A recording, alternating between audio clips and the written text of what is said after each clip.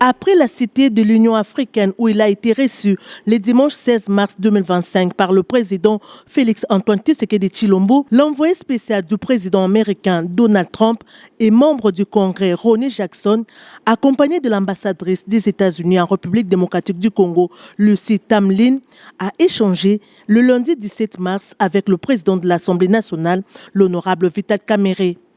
Au centre de leurs échanges, la crise sécuritaire et humanitaire qui prévaut dans l'est de la RDC suite à l'incursion de l'armée rwandaise sur les territoires congolais en appui aux rebelles du M23, occasionnant un désastre humanitaire sans précédent dans les deux provinces du Nord Kivu et Sud Kivu.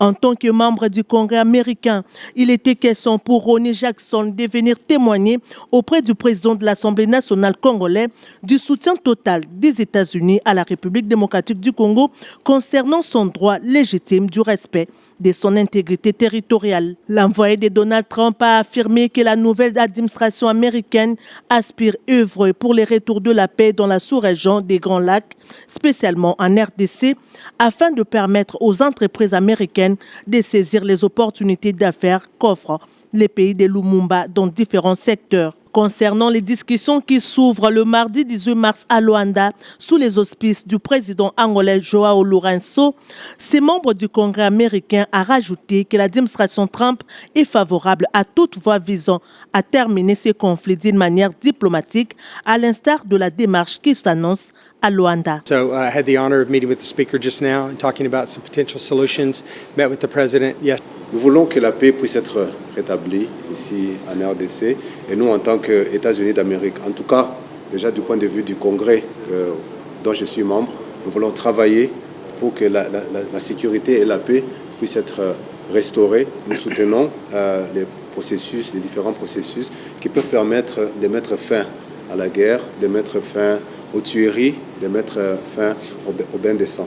Et tout cela, nous le faisons pour que l'économie puisse reprendre, pour que les entreprises américaines viennent investir et travailler ici en RDC. Le président Trump, c'est un homme d'affaires, donc il aimerait effectivement que les États-Unis et le Congo puissent s'engager dans le domaine des affaires pour que nous puissions avoir la possibilité d'exploiter, d'utiliser les ressources de la RDC pour le développement de la République démocratique du Congo, mais aussi pour notre propre sécurité. Très attentif, le président de la Chambre basse du Parlement, le professeur Vital Kamerhe, s'est montré réceptif et optimiste face à cette démarche américaine. Fort de son expérience dans les processus de paix dans la sous-région des Grands Lacs, le professeur Vital Kamerhe a interpellé les diplomates américains sur la nécessité d'un accompagnement international pour la réussite de la démarche de Luanda.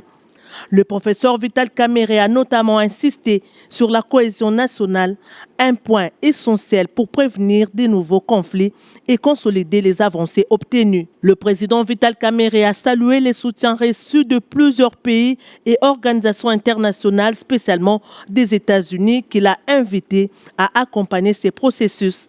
Le speaker de la Chambre basse du Parlement a rappelé qu'en ces moments, la République démocratique du Congo a besoin du soutien de tout le monde pour retrouver définitivement la paix durable dans les pays. Dans la même perspective, le président de l'Assemblée nationale, le professeur Vital Kamerhe, a échangé avec l'ambassadrice d'Espagne en République démocratique du Congo, Carmen Dir Oreja, venu lui témoigner aussi du soutien du Royaume d'Espagne dans la défense de son intégrité territoriale, aujourd'hui violée par l'armée rwandaise. Cette dernière a rappelé la longue amitié entre son pays et la République démocratique du Congo, une amitié datant de l'indépendance jusqu'à ces jours. L'ambassadrice d'Espagne en RDC a précisé que son pays va poursuivre avec son soutien à la République démocratique du Congo au niveau international et local. On a parlé de la longue amitié entre l'Espagne et la RDC. J'ai profité de l'occasion pour réitérer l'engagement de l'Espagne avec la souveraineté et l'intégrité territoriale de la RDC. Je lui ai exprimé aussi la solidarité du gouvernement et du peuple espagnol avec ce qui se passe à l'Est.